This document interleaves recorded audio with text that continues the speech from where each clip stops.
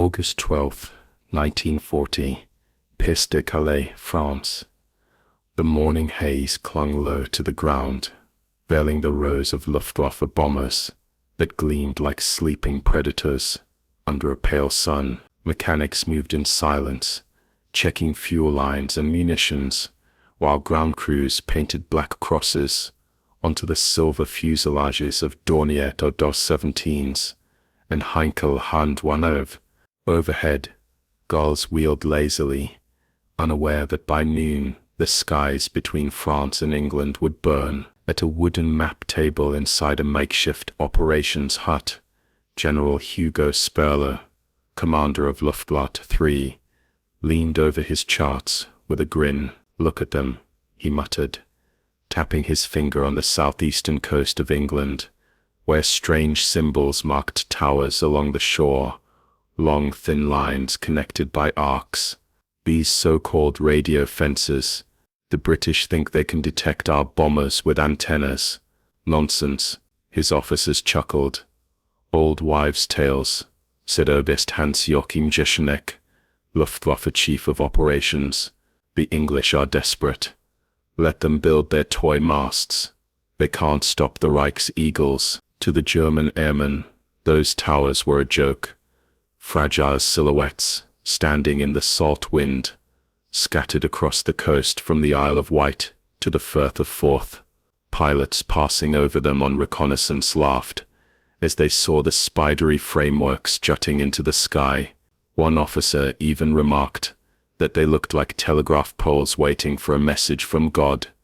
But in London, the message had already been received, not from heaven, but from science. On that same morning, in a darkened bunker at Bentley Priory, north of London, the hum of electricity filled the air.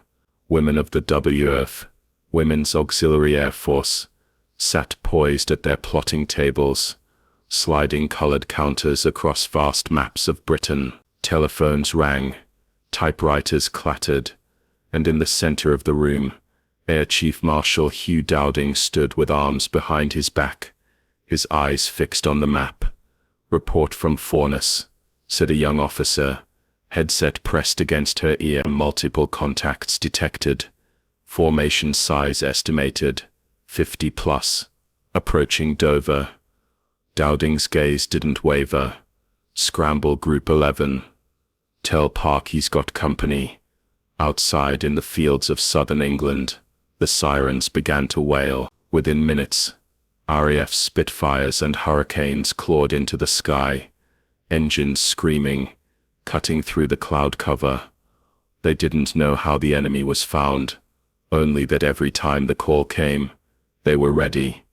Back across the channel, the bombers climbed through the morning sun. Oberleutnant Karl Fischer, a young Dornier pilot, squinted through his goggles.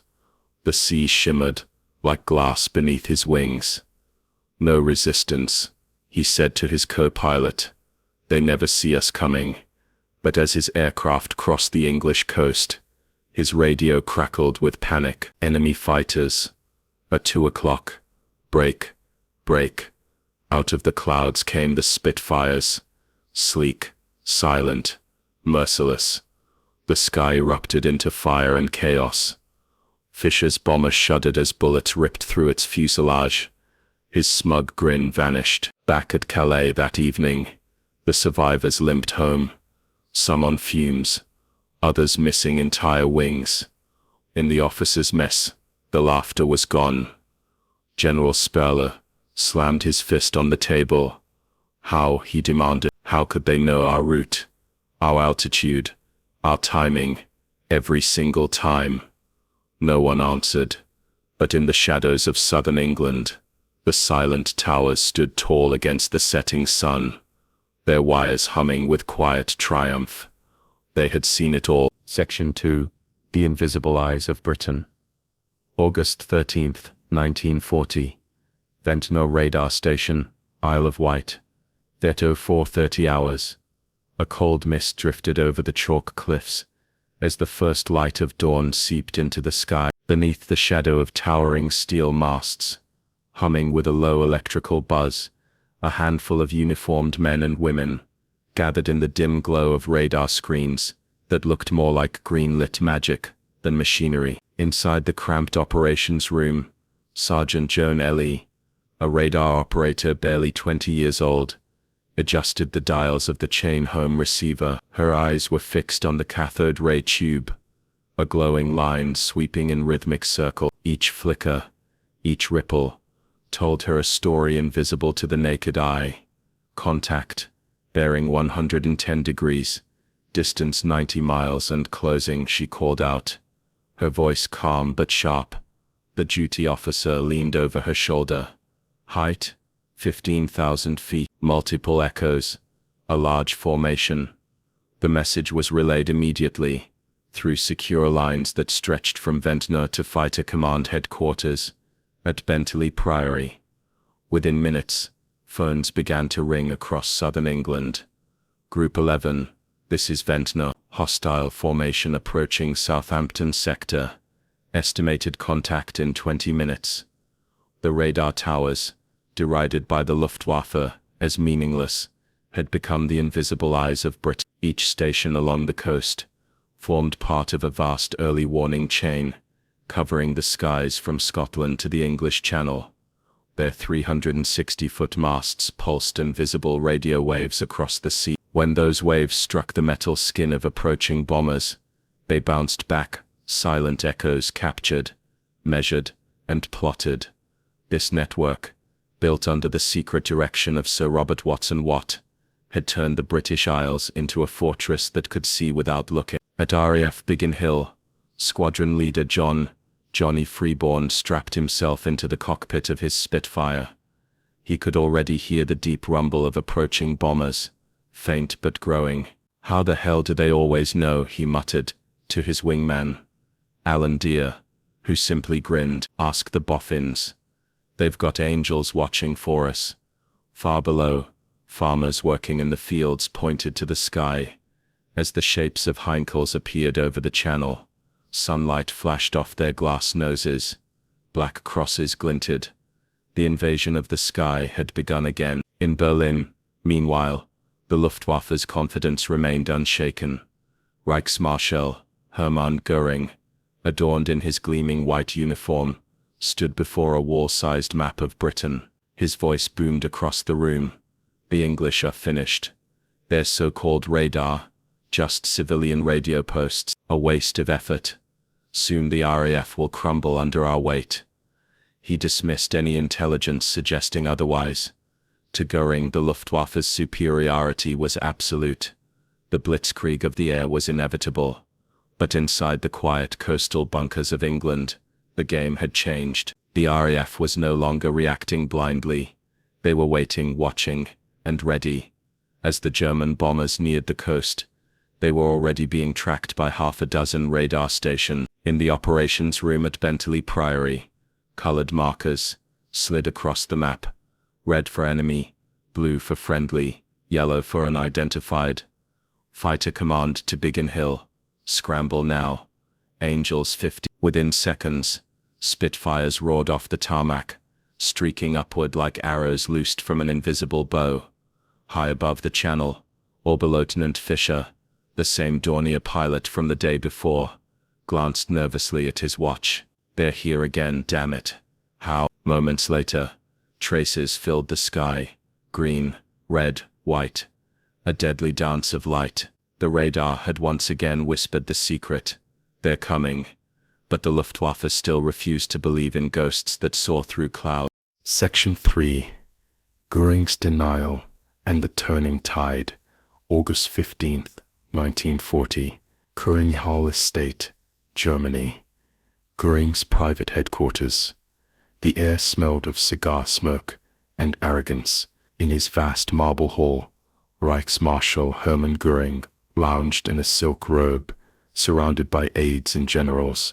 A massive painting of an eagle in flight loomed behind him, a reflection of how he saw himself and his Luftwaffe, dominant, untouchable, divine. On a polished oak table lay the latest reconnaissance photographs, long skeletal towers lining Britain's coast, Goering jabbed a finger at one. These ridiculous things again. My officers keep reporting them. What are they supposed to be? Radar masts, Herr Reichsmarschall, replied General Jashenek, cautiously. The British use them to detect aircraft. Some of our pilots claim they're guiding the RAF fighters. Goering scoffed, his jeweled ring flashing in the sunlight. Nonsense. You think a few antennas can outsmart the might of the Luftwaffe? England's just a dying lion, roaring for pride. Around the table, silence fell. No one dared contradict him. But back in occupied France, the reports were piling up. Bomber losses growing, fighter escorts stretched thin, missions intercepted again and again. German pilots were starting to whisper that something unseen, something scientific, was giving the British an impossible edge. That afternoon, at Saint-Omer airfield, Major Adolf Galland, one of Germany's top fighter aces, addressed a group of weary pilots. His leather jacket was spattered with oil and smoke from the morning sortie. They knew we were coming before we crossed the channel, he said grimly. Every time, even when we changed routes, even when we flew low, they were waiting. One of the younger pilots asked, "How do they have spies?" Galland shook his head. "No, it's something else. Those towers on the coast, I think they're watching us." He wasn't wrong. That same day, in England, the operations center at Bentley Priory was running like clockwork. The radar stations had become a living network, a nervous system feeding the heart of fighter command. When the echoes appeared on screens in Dover or Ventnor, the information raced through telephones and cables to the filter room, where teams of analysts cross-checked and verified incoming data. From there, the picture flowed to Air Vice Marshal Keith Park, commander of No. 11 Group, whose forces defended southeast England, the front line of the Battle of Britain. Park's calm voice guided the defense like a chess master. Scramble Tengmere, Vector Red section to intercept, 24 miles out, Angels 12. It was precise, ruthless, surgical. As RAF squadrons roared into the sky, Park would lean over the map table, murmuring, "Let them come, we'll meet them head on." Meanwhile, Goering's intelligence officers struggled to explain the pattern. How did the RAF always know where and when to strike? Why did squadrons appear in perfect formation every time the bombers arrived? One staff officer finally suggested bombing the towers. Goering dismissed it. A waste of bombs. Knock down one, and they'll build 10 more. But the truth was, those masts were nearly impossible to destroy. Built from reinforced steel, spread miles apart, and guarded by flak batteries, the chain home network was Britain's lifeline. That evening, as the sun sank behind the channel, the radar operators stayed at their posts, listening to the hum of the unseen. Faint echoes flickered across their screens, each one a whisper of wings, miles away. And while Goering drank wine and bragged of victory, Britain's invisible sentinels were already watching his next move. Section 4, The Sky Trap, August 18, 1940, Southern England.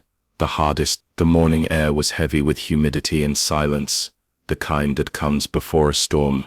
Over the white cliffs of Dover, the gulls cried warnings only nature could understand.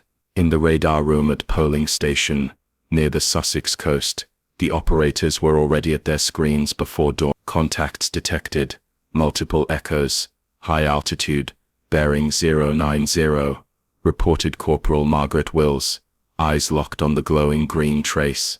They're forming up over Callao. It's a big one. Alert Fighter Command. Her superior ordered, all groups, stand by. Across the country, bells rang, and telephones screamed from Biggin Hill to Hornchurch. The call went out. Scramble.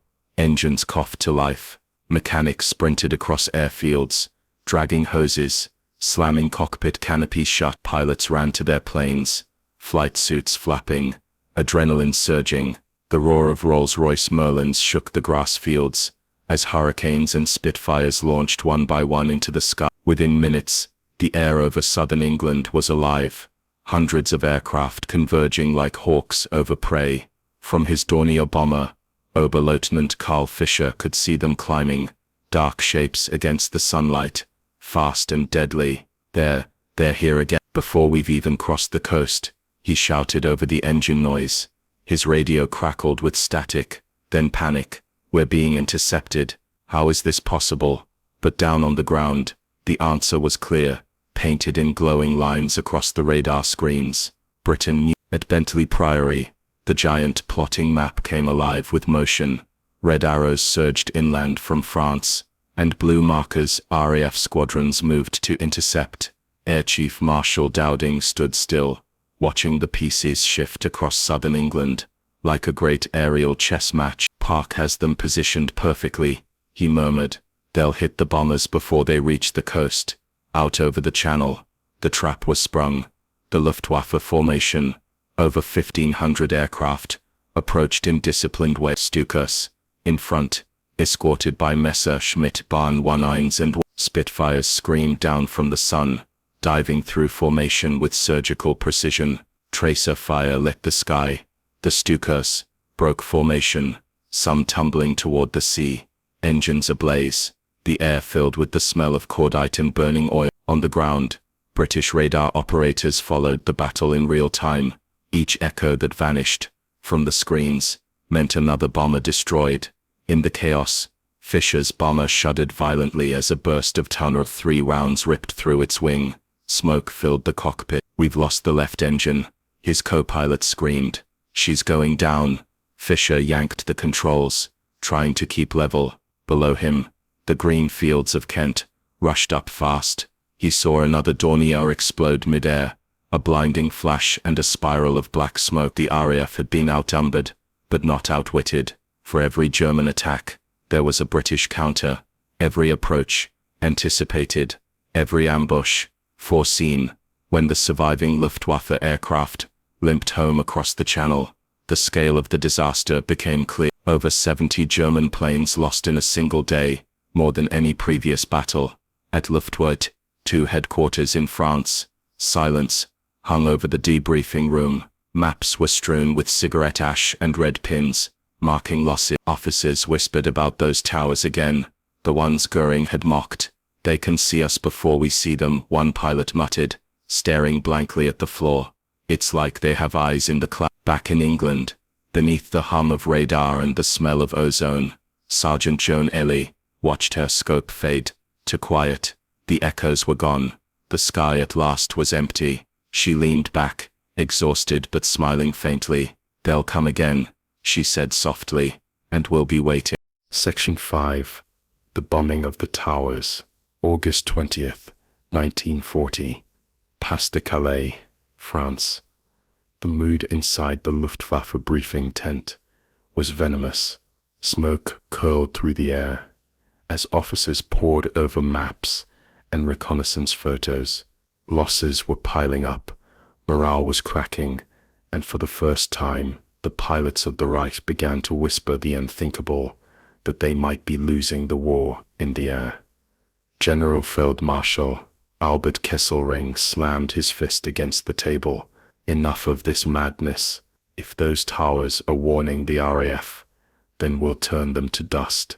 His intelligence officer hesitated, but Herr General Feldmarschall, Goering has, I don't care what Goering has said, Kesselring barked. I want those towers gone. The order went out that very night. The next morning, a strike force of Ju-87 Stukas and Bf-11-110 fighter bombers took off from bases in northern France. Their target, Britain's chain home radar network, the eyes of Fighter Command. August 21st, 1940. Ventnor Radar Station, Isle of Wight. The first bombs fell without warning. The operators inside the bunker heard the scream of the Stukas. Before they saw them, a banshee wail descending from the heavens. The ground erupted. Earth and concrete flew into the air. As the blast wave thundered through the tunnels, lights flickered, dust filled the air. Power down, shut the main switchboard, shouted Sergeant Ellie, diving beneath her desk as another explosion shook the station. Above ground, the radar mast swayed violently. One tower, 360 feet of steel lattice, shuddered, bent and collapsed in a shriek of tearing metal. The ground crews scattered for cover as debris rained down. For a few terrible minutes, the screens went black across Southern Command. The hum of the chain home fell silent. At Bentley Priory, alarms blared. Ventnor is offline. Repeat, Ventnor radar is down. Air Chief Marshal Dowding turned to his communications officer. Get the repair teams moving immediately. We'll not lose our eyes. Not today. Within hours, engineers from the telecommunications research establishment arrived at the shattered site. They worked through smoke and twisted metal, welding, rewiring, rebuilding. By nightfall, one tower stood again, a skeleton against the setting sun. Within 24 hours, the station was operational once more. Meanwhile, Goering was celebrating the attack as a decisive blow. At his chateau headquarters, reporters from German propaganda units gathered as he declared victory. The English radar network is in ruins. They are blind now, and the Luftwaffe will finish them off. But his triumph was short-lived. 2 days later, reconnaissance photos from Luftwaffe reconnaissance aircraft told a different story. Every tower, even the ones hit hardest, was standing again. The chain home had been damaged, but never destroyed. In truth, the British had expected this. The radar network had been designed with redundancy, overlapping coverage between stations, so that if one fell, another could see for it. The enemy could blind one eye, but never both. August 23, 1940, RAF Biggin Hill. The air raid sirens wailed again as the next German formation crossed the coast. But this time, the RAF was already in the air. From the cockpit of his Spitfire, squadron leader Freeborn grinned as he spotted the silhouettes of Heinkels approaching through the haze. They think we can't see them, he said into his radio. Let's prove them wrong. His squadron dove as one, sunlight flashing off their wings, guns blazing. The first bomber exploded in a fireball. Another spiraled into the channel. On the ground, the radar operators tracked every moment, their screens alive again with signals. Ventnor was back, chain home lit, and Britain could see. In Berlin, Goering's pride curdled into fury. He ordered his staff to stop mentioning radar altogether. We will not dignify this British trickery, he said coldly. But the trick was no illusion. It was science, strategy and survival. The invisible towers had become Britain's shield, and the Luftwaffe, for all its might, was now flying blind. Section 6. The Fall of German Confidence. August 25, 1940. Luftflotte twit at wars. Past de Calais.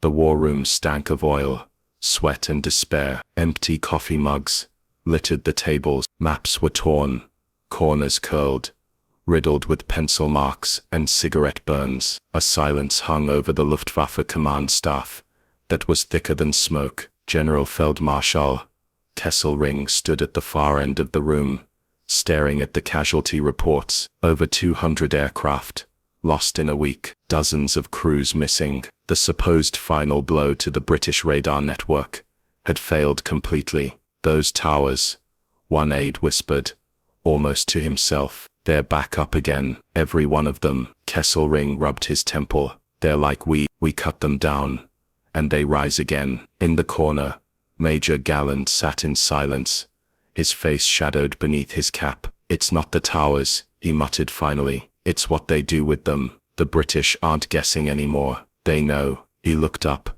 eyes cold and certain. They're seeing us before we see them. That same morning, across the channel, the operations floor at Bentley Priory buzzed with energy. A new raid had been detected, this one aimed at the aircraft factories around Bristol. Plot from WWII, reporting multiple contacts, bearing 240 degrees, came the voice from the line. Range?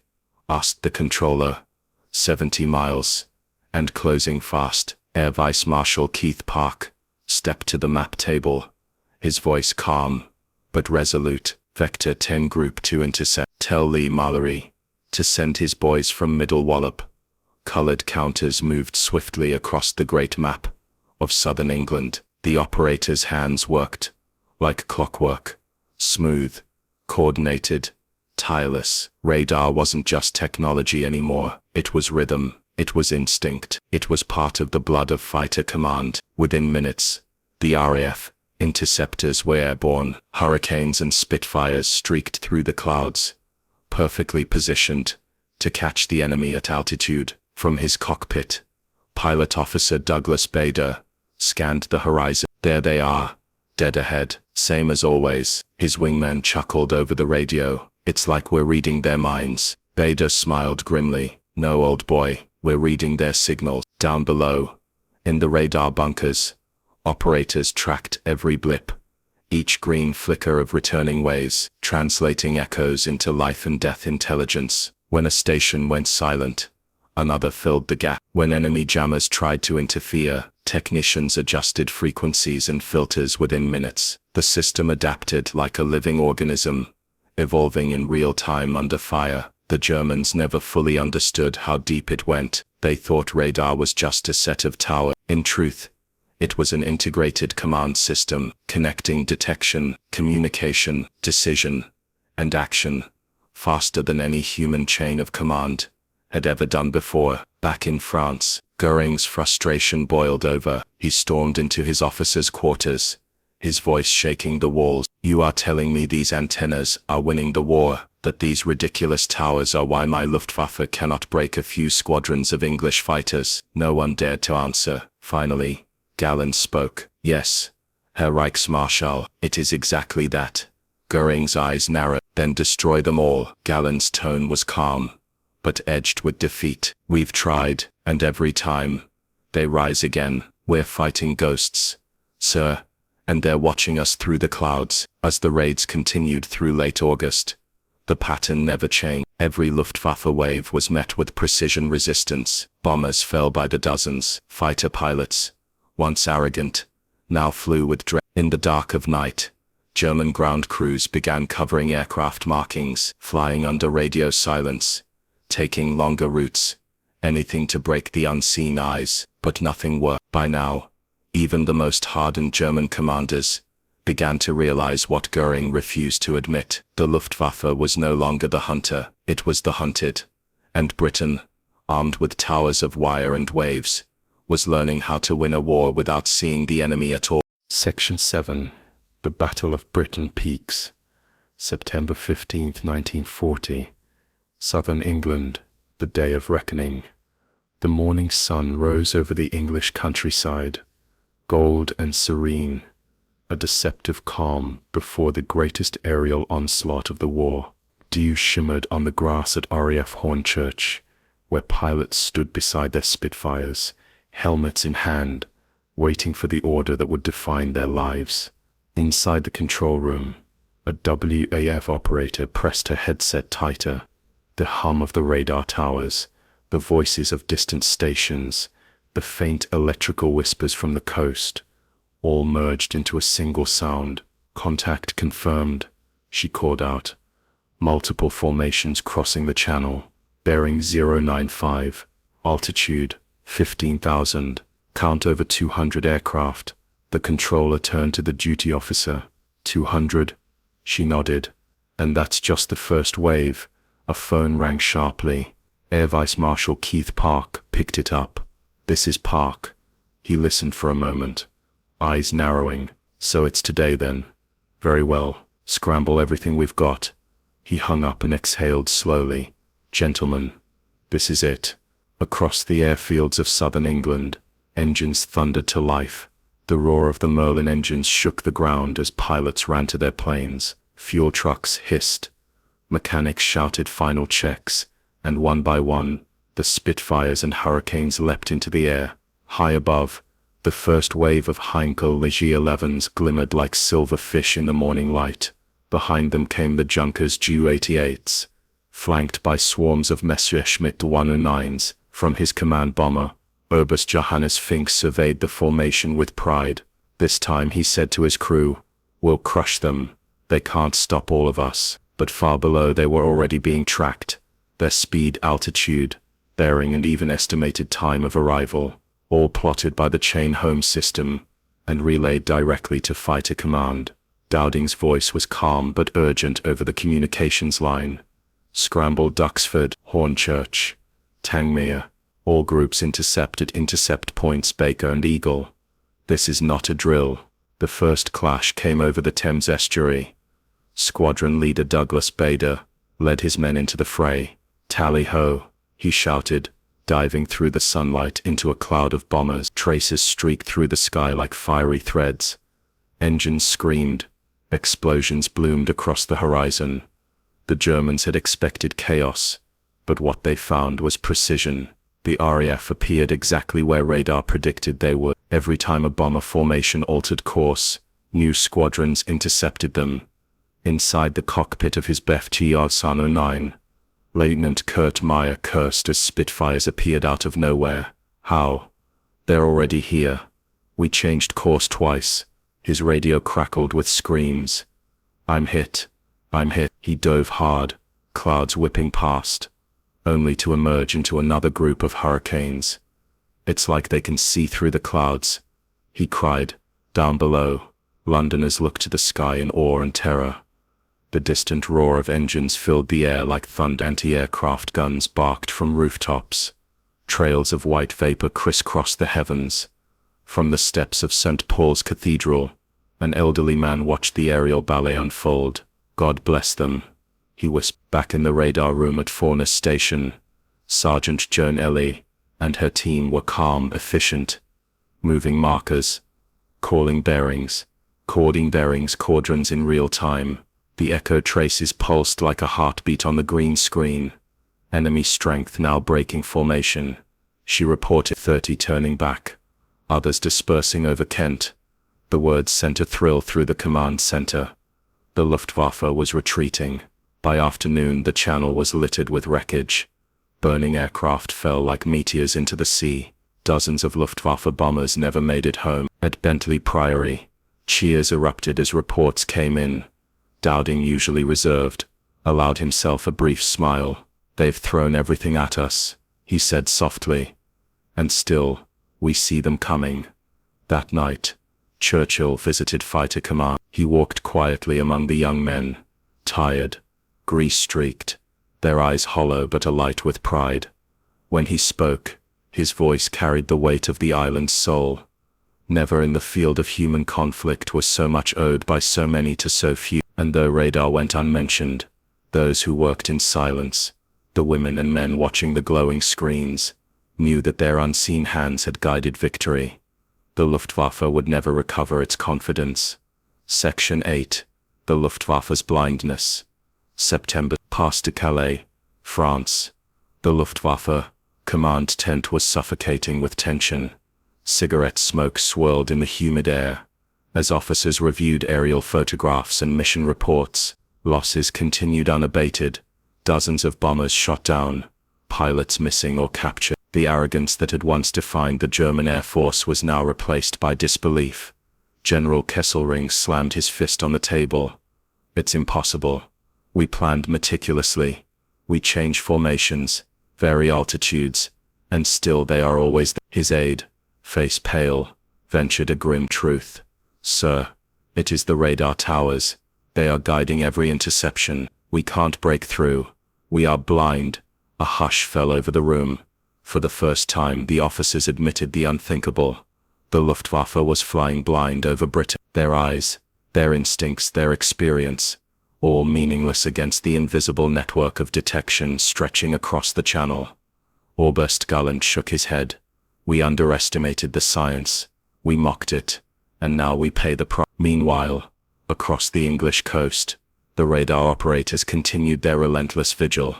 At Dover, screens flickered with signals from enemy aircraft, even as German bombers tried to vary approaches, change altitude or fly low to avoid detection. The chain home network adapted. Every move was tracked, every signal analyzed, every intercept coordinated. In the operations room, Sergeant Joan Ellie noted a pattern. A group of Heinkels approaching at low altitude, attempting to evade detection. She adjusted the dials, increasing sensitivity, filtering out sea clutter. Moments later, the faint blips grew clear, a ghostly echo of approaching death. Vector, red section, intercept in 3 minutes, Angels 10. Low approach, she called calmly. Moments later, Spitfires climbed into the sky, cutting across the channel, intercepting bombers that believed themselves unseen.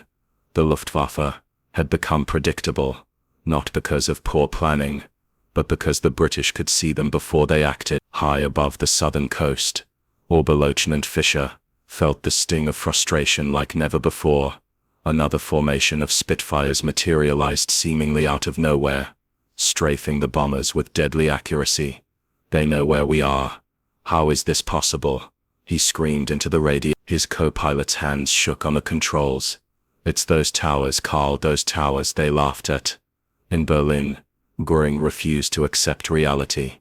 Reports of losses, radar sightings and repeated failures filtered up the chain of command. Each morning brought new evidence of the Luftwaffe's blindness, yet he dismissed it as incompetence, not technology. But even as he raged, the Luftwaffe pilots knew the truth. They were fighting an enemy that could see them, strike them, and vanish again, while they, the once feared conquerors of Europe, struggled in darkness. By late September, the Luftwaffe was exhausted, demoralized, and broken in spirit. Missions became cautious, hesitant. Targets were missed, bomber formations splintered, fighter pilots flew in fear rather than pride, and across southern England, the radar towers mocked, underestimated, and attacked, stood tall and vigilant. They had survived Stuka dives, bomber raids, and even sabotage attempts. Their presence had turned the tide of the Battle of Britain.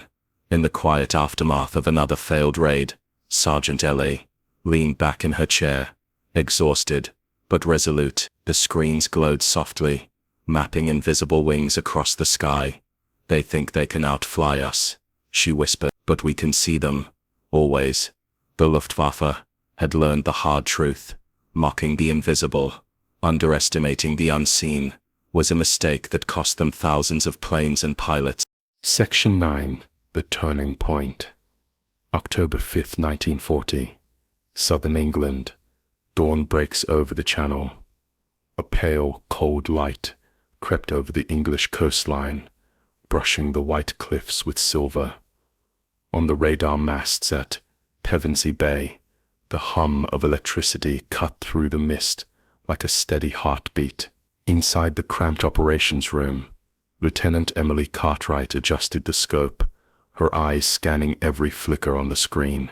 Contacts approaching from Calais. Formation size, 75 bombers. Altitude 14,000 feet, she reported, her voice crisp and unshaken. Air Vice Marshal Keith Park, standing behind her, nodded. Vector, interceptors. Ready Spitfires from Biggin Hill and Northolt. Give them a warm welcome. Outside, engines roared. Hurricanes and Spitfires streaked across the dawn sky, wings slicing the morning haze like knives. Across the channel, the Luftwaffe formation approached, unaware that their every move was monitored, calculated, and countered. The German pilots, once confident, now whispered about the invisible eyes guiding the British fighters. Back in Berlin, Göring sat at his desk, staring at reports that no longer made sense. Losses mounted, plans failed. Every sortie over England ended in destruction or retreat. Radar, muttered one officer cautiously.